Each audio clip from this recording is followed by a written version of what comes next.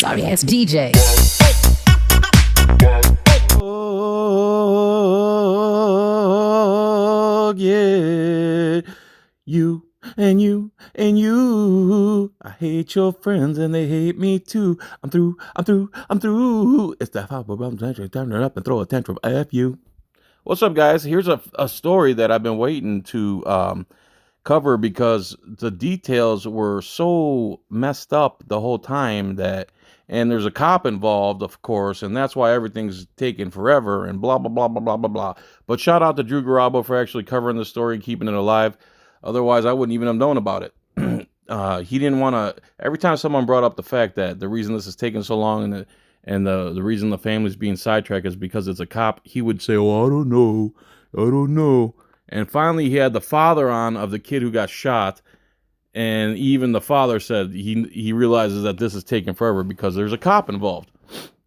So here's a story. This is the Hewlett family. For a family of a teen shot at a Tampa cop's home, anger and unanswered questions.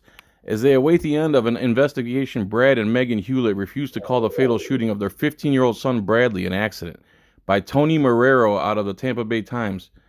Lithia, the deputy who showed up at the door, could only tell Brad Hewlett that his son had been in an accident. Without more details, Hewlett assumed 15-year-old Bradley Jr.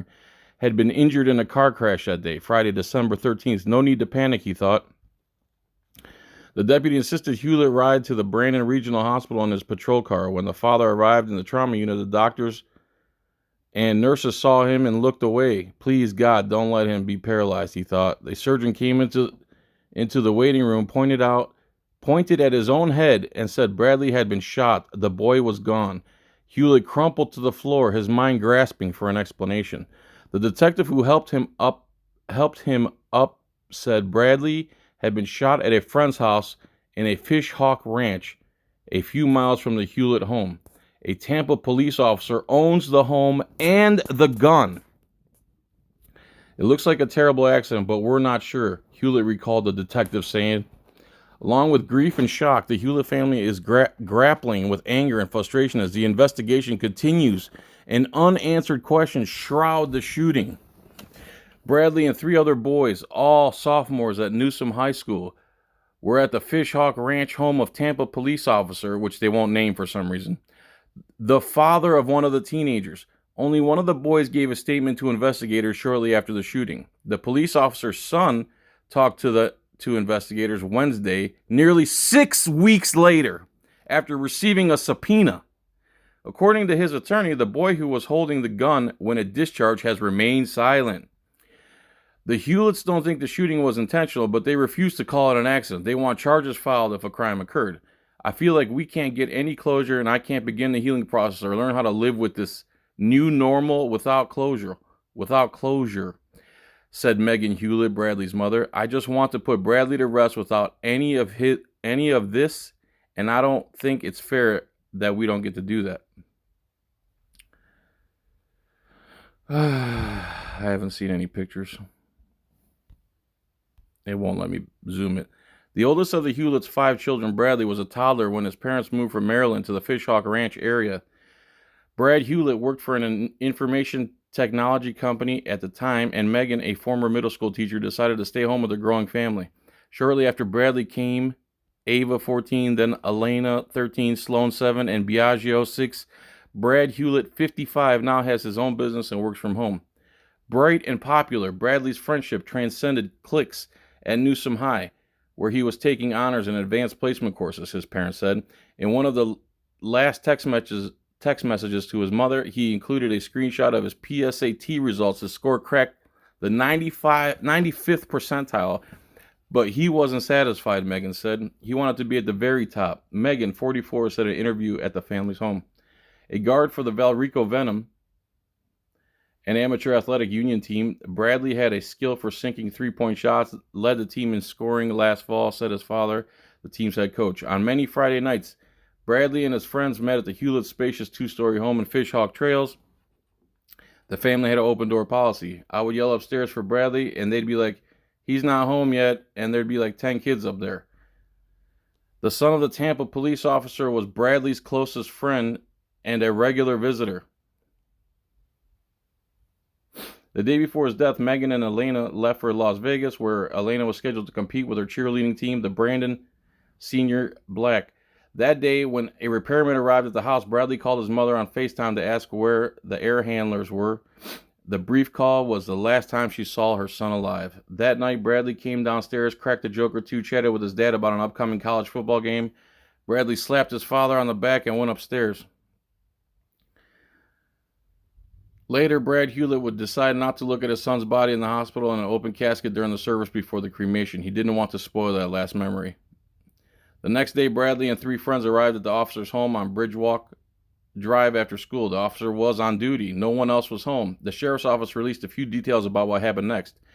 One of the teens called 911 shortly after 4 p.m. to report that the teen had been shot. Deputies arrived about 5 minutes later. Bradley was pronounced dead at Brandon Regional.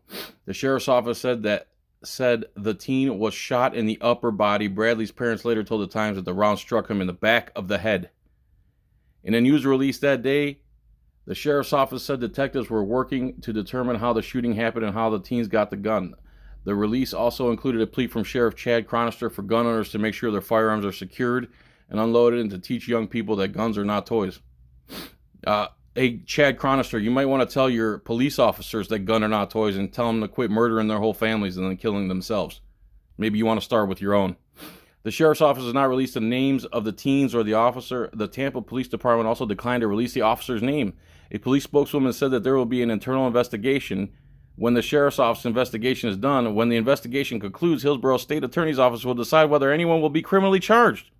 They're going to do an internal investigation into a teenager being shot in the back of the head. Are you kidding me right now?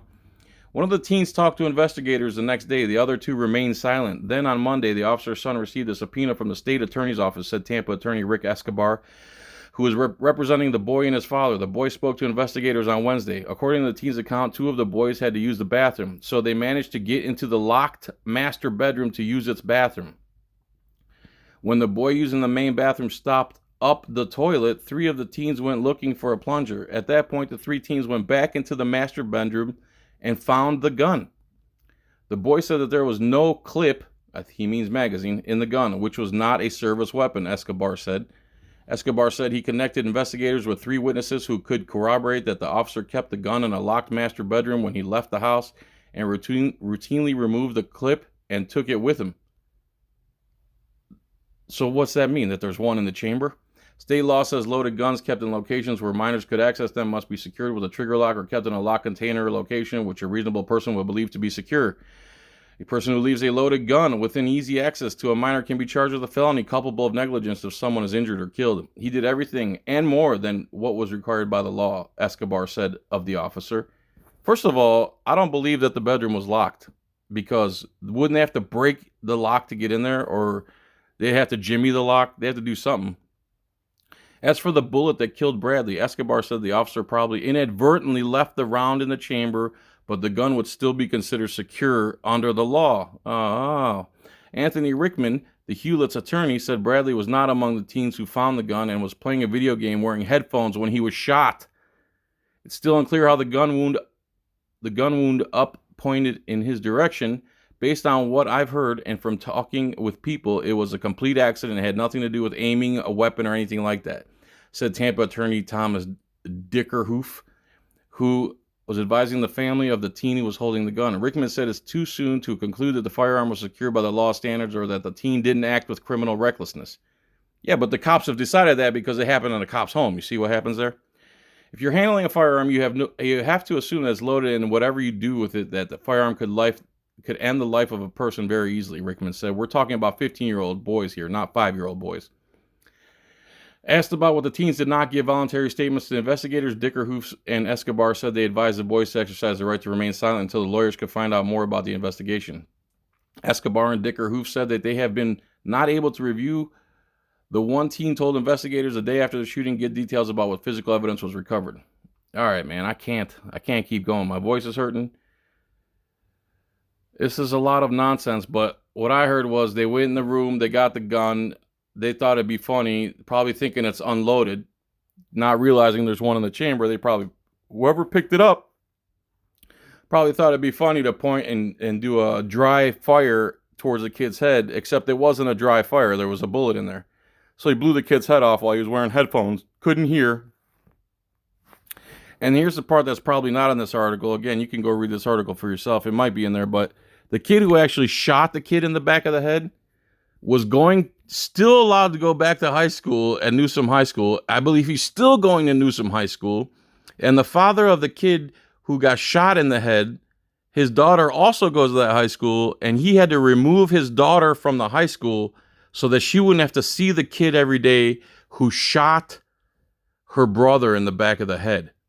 And then a bunch of people were calling in a Drew Garabo's radio show saying that the kid's acting like nothing happened and he's trying to take the kid's seat at lunch and blah, blah, blah. Of course, this is all hearsay, but here you go. Bunch of kids at a cop's house. Supposedly the master bedroom was locked. Of course, they're going to say it's locked. Some kid grabbed the gun, probably thought it was unloaded because there was no magazine in it. Pointed and tried to dry fire at the kid's head to make a joke and make everyone laugh. And it didn't dry fire. It actually fired a real bullet that killed your buddy. And it's not funny, is it? So this is what's going on with this, guys. As much as I know and what I've heard. So there you go. And then they still let the kid go to high school. How's that possible? After some of these shootings, some kid he bit his Pop-Tart to look like a pistol and got suspended. This dude actually shoots and kills a kid outside of school at a cop's house, and you still let him go to high school? Anyway, that's my video. Thanks for watching. Appreciate it. Gonna go try to watch the Super Bowl, eat some soup or food or something. Not feeling that great.